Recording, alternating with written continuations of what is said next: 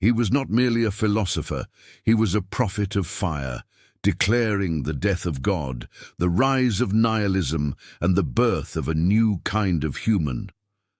Friedrich Nietzsche didn't just challenge the world's beliefs, he scorched them to the ground, leaving behind a question: when everything sacred dies, what do we become?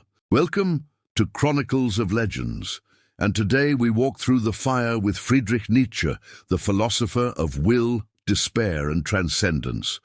Friedrich Nietzsche was born on October 15, 1844, in Röcken, Prussia, into a deeply religious Lutheran family. His father was a pastor, his ancestors were steeped in faith, but life would not be kind. Nietzsche lost his father at age 5 and his younger brother 2 years later. These early tragedies shaped a mind that would spend its life staring directly into suffering and asking why. He excelled in classical studies and absorbed Greek philosophy, mythology, and literature like wildfire.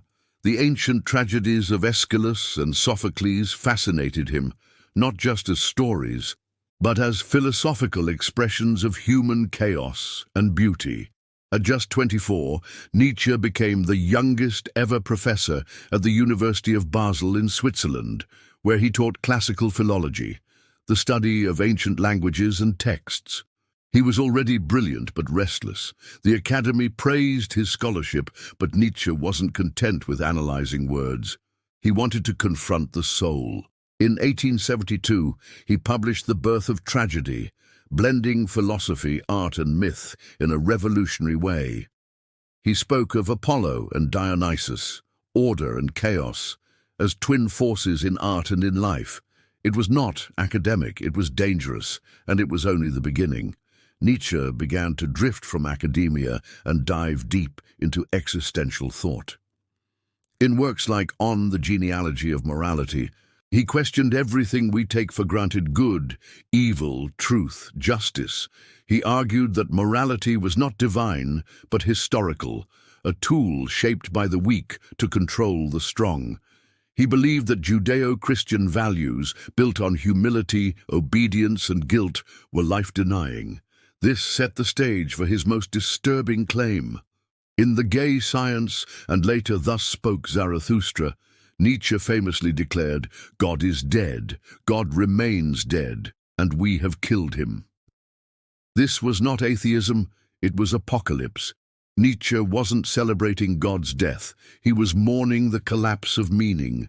If the foundation of morality was gone, what remained? What would fill the void? He called this crisis nihilism, the sense that life is meaningless, truth is uncertain, and morality is a fiction.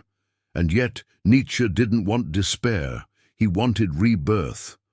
While most philosophers placed reason or pleasure at the center of human action, Nietzsche offered something raw: the will to power. This, he said, was the real engine of life, the instinct to grow, to dominate, to shape the world and ourselves. It wasn't about cruelty, it was about creation, about becoming.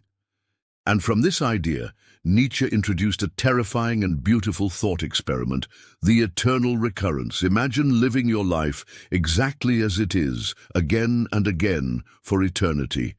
Every pain, every joy, every failure, repeating forever. Would you curse existence or embrace it? If you could say yes, Nietzsche believed, you were beginning to live authentically. To overcome nihilism, Nietzsche proposed the rise of a new human ideal, the Übermensch. Often misunderstood, the Übermensch is not a superhuman or tyrant. He or she is a human being who creates their own values, who lives beyond conventional morality, who transforms suffering into strength. Man is something to be overcome, he wrote. The Übermensch dares to say, I will decide what is good and evil, not from arrogance, but from freedom. This wasn't easy.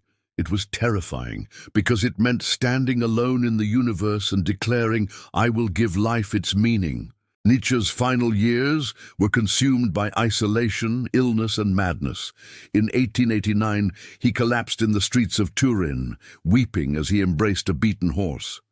Shortly after, his mind broke completely. He lived the rest of his life in silence and mental ruin, dying in 1900, unrecognized, misunderstood. But his ideas refused to die. Nietzsche's writings were twisted by ideologues, misread by fascists, and feared by theologians. Yet today, philosophers, artists, psychologists, even everyday seekers still return to him for one reason. He never lied to us. He looked into the abyss and did not blink. Friedrich Nietzsche left us no answers, only questions, but maybe that's enough. Maybe that's everything. He who has a why to live can bear almost any how, he wrote. In a world without certainties, Nietzsche challenges us, not to believe, but to become. To forge meaning in a meaningless world. To burn rather than fade. If this story stirred something in you, subscribe to Chronicles of Legends, where we bring the minds that shaped history back into the light. Until next time, keep thinking boldly.